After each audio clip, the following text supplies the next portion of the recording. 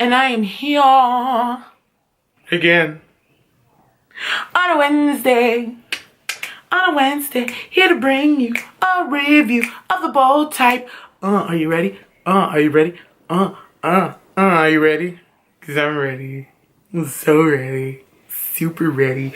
And we're gonna try not to make it as long as the other ones.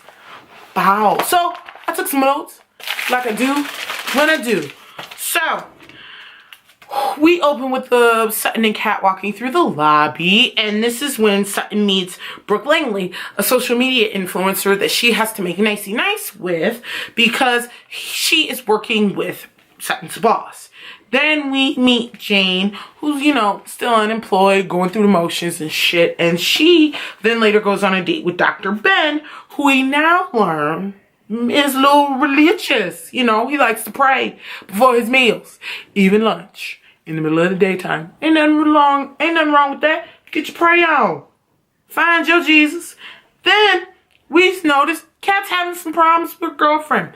Kat and Adina were invited. Well, more so Adina. Adina was invited to a party.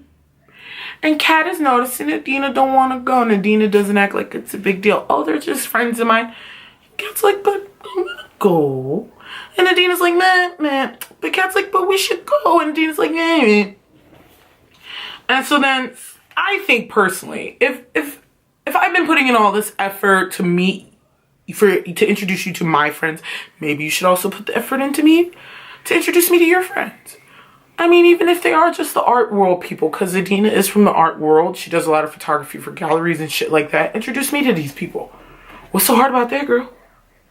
And then Sutton decides that she wants to really get in with this influencer girl because there was a moment earlier in episode when she meets Brooke that Brooke is introduced to Kat and they're all in the elevator together, and Kat, after being at Scarlet for 4 years, is the head of a department while Sutton is still an assistant, and Sutton wants to move up quicker on the ladder in her workplace, so she decides to do a fitting with Brooke so they can like be chummy, become friends, and maybe that can be her into the fashion world and she can start to move up in the ranks.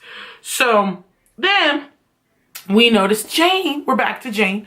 She runs into Pinstripe. Oh my God. I love me some Pinstripe. Jane always be judging Pinstripe, but we love Ryan. We call him Pinstripe though, but his name is Ryan.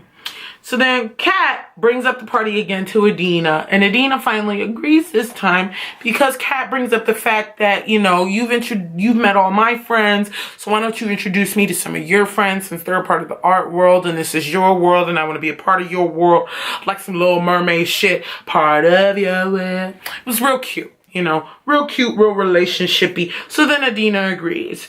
So when Jane was talking to Pinstripe, she learns that he does this job where he goes out at night and he writes a gossip column.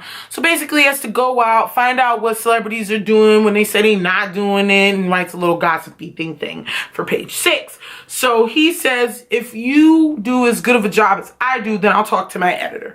So she then goes to this bar with him, with Pinstripe, and finds out some information for him. So when he gets there, he introduces her to some people, and he's like, well, I can't go over to that table of these guys that they were staring at. And she's like, well, maybe I can.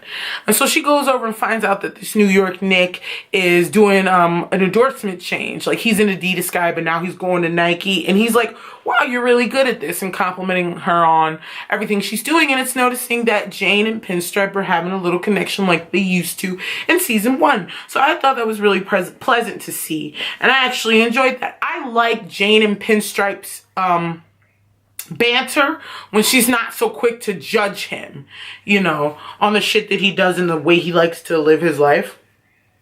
Kat goes to the party with Adina, and then she starts to notice that a lot of the women are super friendly. Like, the one thing that annoyed me when they first got to the party is how this girl just goes up and kisses Adina. Pause. You my girlfriend. What the hell? Like, oh, we just kissing bitches now. I mean, cool. Like, you could have been like, hey, no, this is my girlfriend. Adina just doesn't open her mouth sometimes, and it's just so nonchalant. Like, I mean, I don't know. How would y'all feel if you was with your significant other and one of their exes, or somebody you just ain't even met yet? You don't know if this is an ex, friend, anybody, just come up and on their lips, right on their lips. And your significant other don't react, they don't stop, they don't do nothing. They're just like, oh, hey, yeah. So this is my girlfriend, boyfriend, blah, blah, blah. Because I would have been like, so do you always kiss randoms, or is that just your MO? It's cute.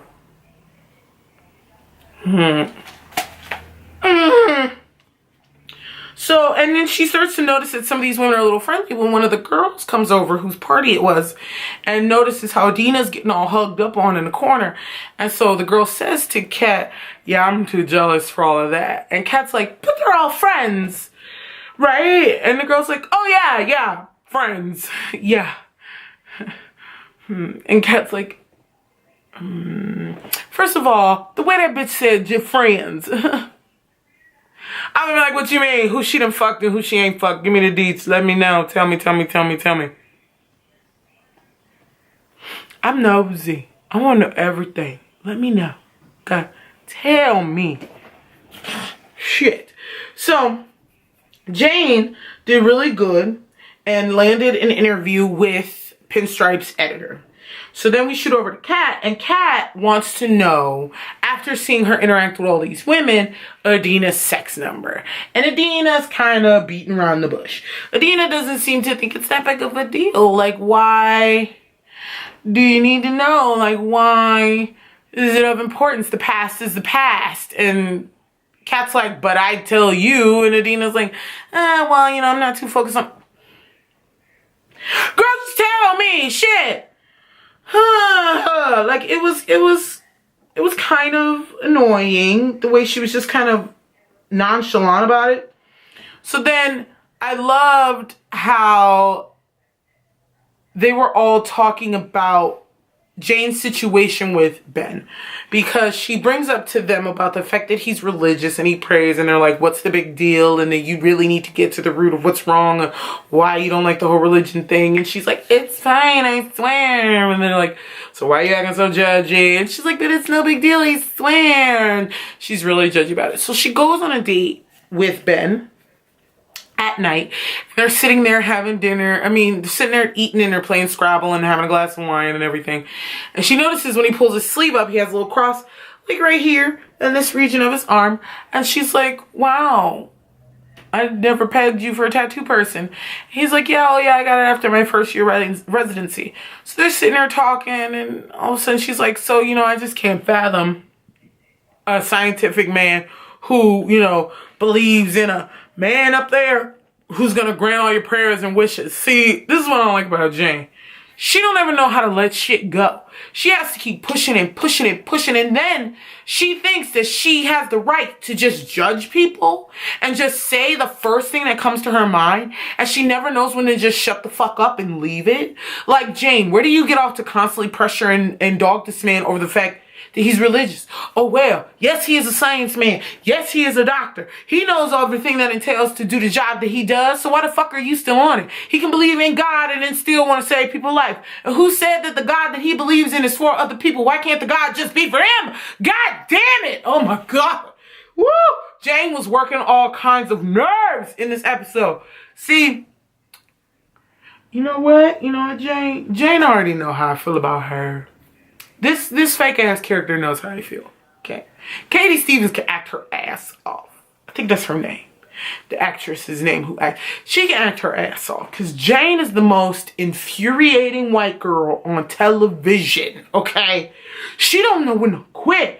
Girl, have you ever heard that song? You gotta know when to hold them and know when to fold them. Just like, oh. So they go into this back and forth, and I love because Ben just ends it with, we don't have to talk about this. Like, and they're just staring at each other. She's like, yeah, right, we that. Yeah. Being a happy little bitch. So then, Kat is freaking out about Adina's number. freaking out about this Adina thing, and Adina with the girls, and Adina with exes, and Adina with her number, and Adina and all this other shit, because Adina doesn't seem to be honest about anything, and Sutton's like, girl, chill, you need to calm down. You know, maybe she's just reserved, and maybe she'll tell you when she's ready, or maybe it's not what you think it is, and you're self-sabotaging, and this and that. So, in the midst of all this, all three girls decide that they're gonna go out, because Jane decides she's gonna try it again at this crack of the job with Pinstripe. Kat says, you know, fine, I'll take my mind off this Adina shit, but me and Adina gonna come with Sutton to the club again with this Brooke heifer. So Sutton and Brooke, they going to the club, all the girls coming too. So then throughout the night, Sutton learns when she goes to, after, you know, mixing and mingling with Brooke and her friends, she's like, you know, the tab comes up and she's gonna pay because she said drinks on Scarlet, right? Pulls out the bill. $500 miscellaneous charge. What the fuck is a miscellaneous charge? For what? For what? So she pulls Brooke aside and she's like, what is this for? And Brooke's like, ah. So I just had my buddy charge a few extra party favors to...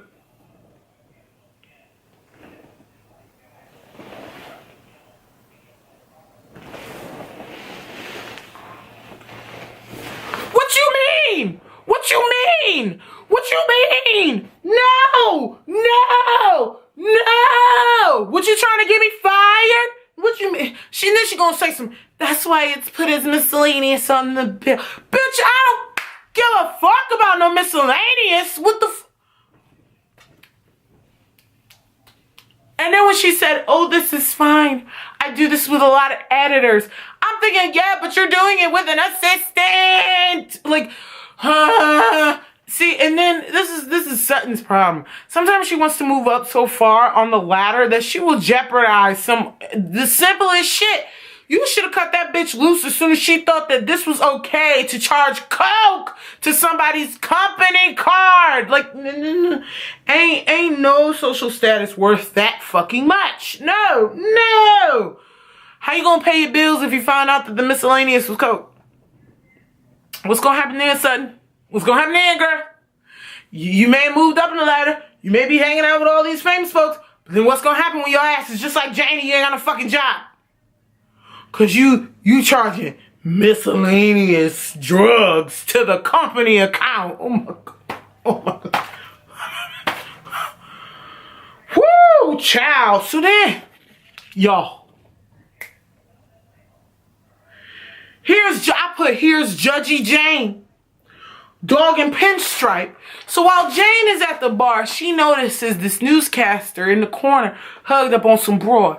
But she noticed that newscaster hugged up with that bitch. That's not the bitch she's supposed to be hugged up with. That ain't his wife.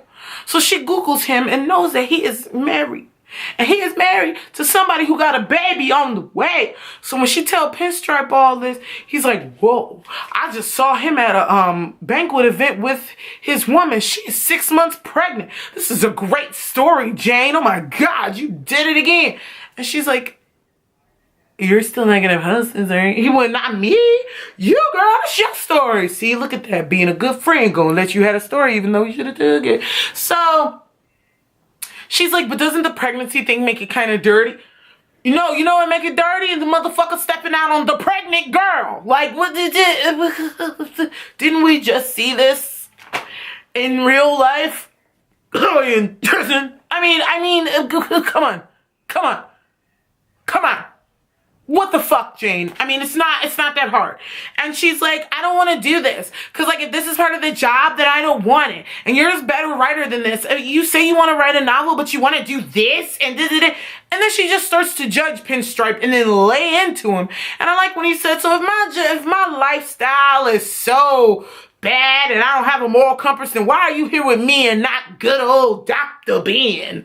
So I love because he threw that in her face. Like, if I'm so fucking horrible, if I'm the devil, then go find your fucking doctor then, you judgy asshole. So then she go and after judging Dr. Ben, gonna go run back to Dr. Ben and do the whole story about her mom who died of cancer. We learned that in season 1.